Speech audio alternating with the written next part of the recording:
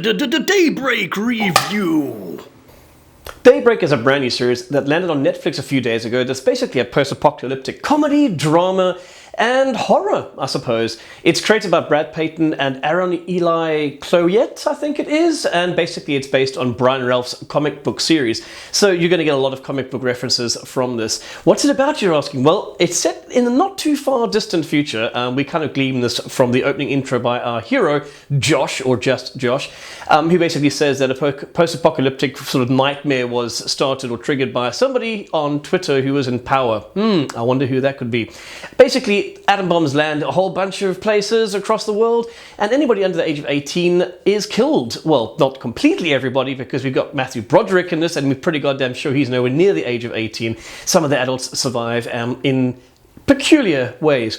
Anyway, the 18-year-olds and under are running amok, and this is 6 months after this has all happened. So you've basically got an entire, I think it's Sunnydale, is that right? Glendale, sorry, in California, that's been sort of sliced up into different fractions. You've got the one jock area, you've got the cheermazons or chamazons, like as in Amazons that basically were cheerleaders beforehand. You've got a geek area, and everyone must stay in their own zones, otherwise all hell will break loose. So yes, this is a comedy. It is a lot of fun, and one of the reasons I like this so much is it plays with a lot of conventions that we're not used to seeing.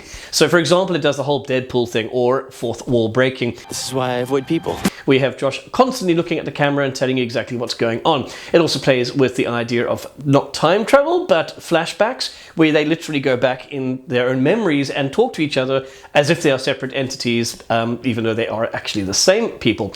This is actually done to very, very good effect in certain areas, especially when they're going back in memory, to look at what befell these guys, and it can be done to very good dramatic effect. For example, Josh has massive issues about what happened with his father.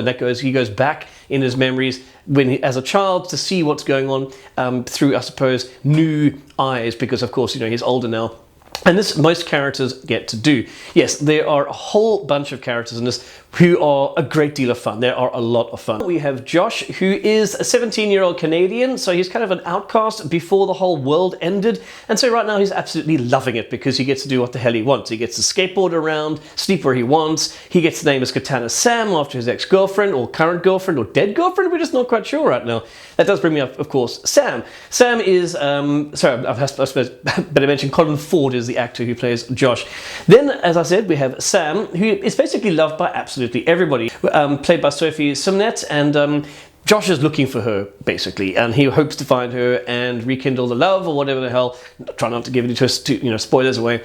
And on the journey to try and find Sam, he is joined by a whole entourage of people. You are joined by what kind of reminds me of a Tiny Tina from Borderlands, a sociopathic 10-year-old who wants to set fire to absolutely everything, and that's Angelica Green, played by Olivia Aylan Lind, I think that's right. And she's delightful. Not only is she entertaining to watch, but she does have quite a cool backstory. She is a genius, but because of her past, and I'm not going to go into that, she has turned into a bit of a lunatic, to be honest with you, as in somebody who's a pyromaniac, that's right, pyromaniac, and has issues with bonding with people. The nice thing about the show is that you actually get to develop, well, the characters develop, and you get to, as I mentioned, go back and see where things went wrong, or why they are the way they are right now. So that was quite nice. There's a lot of it that happens. I'd say the first 3 or 4 episodes it's a great deal. As I mentioned to you, the fourth wall breaking is quite prolific too, to the point where it almost gets irritating in the first episode or two, because you can't really follow the story when he's constantly looking at you and going, this is what's happening in the story. Oh hell, I don't want this to happen. But interestingly enough, they seem to drop the fourth wall breaking completely for about, I don't know, 4 or 5 episodes, from sort of midway, as I said, maybe episode 3 through to episode 8. At the very end of the season, they then start doing a bit more of it, but certainly not as much as at the very beginning. It's no Deadpool in that way. Joining the guys, of course, from the past, you're going to have some assholes, and in this particular case you've got a whole bunch of jocks. The main asshole jock over here, who basically runs everything much like a Mad Max. He's got a mask, burnt face, he doesn't speak, he screams, which, although it sounds terrifying, can actually be rather amusing. He manages to deliver a great deal of information by just going ah, and everyone seems to be able to understand him, except for maybe 1 or 2 people. I don't think Josh can understand him, at least not at the beginning. Joining him is one of the cool characters. I really do like him.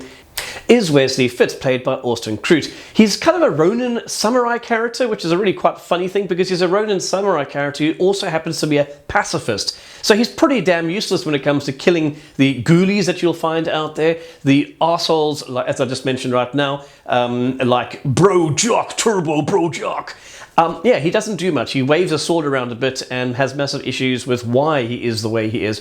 As I said to you, the show is deceptively deep. You wouldn't expect it from the trailers. You certainly wouldn't expect it from the first 2, maybe 3 episodes. I mean, the show even gets hijacked by certain characters. You think it's all Josh's story, suddenly gets hijacked by a 10-year-old, and it gets hijacked by crazy turbo guy in one of the episodes, which is phenomenal. You know, watching an episode with a guy just screaming, not speaking, just going, ah! But you understand because it's got subtitles, is a great deal of fun. And yeah, so anyway, Ronin's character is really, really quite a good laugh. I think they do a lot with him because he's got such, I suppose, flair, or maybe not flair, but he's got so many extraneous aids, as in a samurai sword. He is a Ronin, armor, thinking he's some sort of Japanese ex-samurai, that they can do a lot with him. There's one particular scene where he's doing a whole montage, and as I say, the show is very self-aware that even when he starts doing the sort of montage, you hear an a dub-over, voiceover of someone going montage, much like you would hear in something like Street Fighter when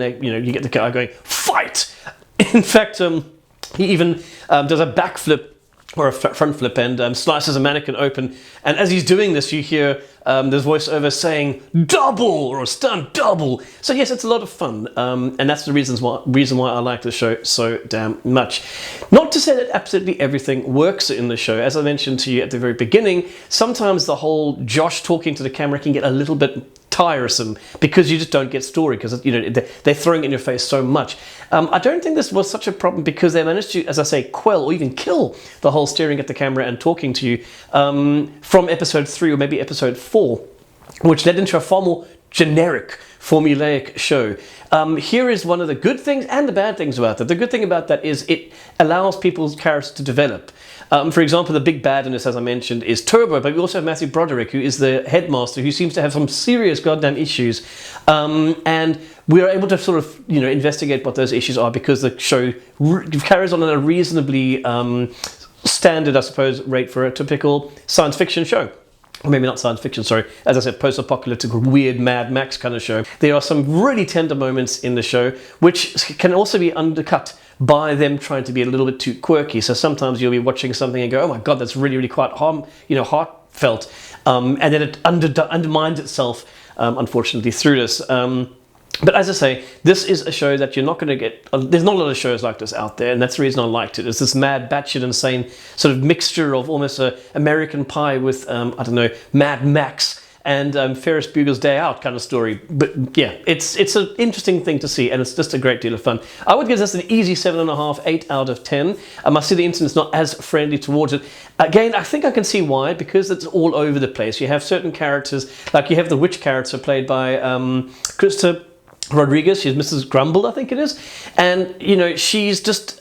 It gets very slapstick with her. She's like a witch that's just constantly eating bugs and flies and stuff like that, and it gets a bit much. So it can be overkill with certain elements in the show. But I think if you sort of accept everything as it is, then you can definitely get swept up in this and enjoy it. As I say to you, there's some serious heart in this movie. I think the acting, generally speaking, is all very good. You're not going to get any Oscars for this, but yeah, it's a great deal of fun to watch. And as I say, it's 10 hours thereabouts. Each episode ranges between 35 and 50 minutes. You won't see what's going to happen you won't see the ending coming, let's put it that way. So lots of fun. Enjoy.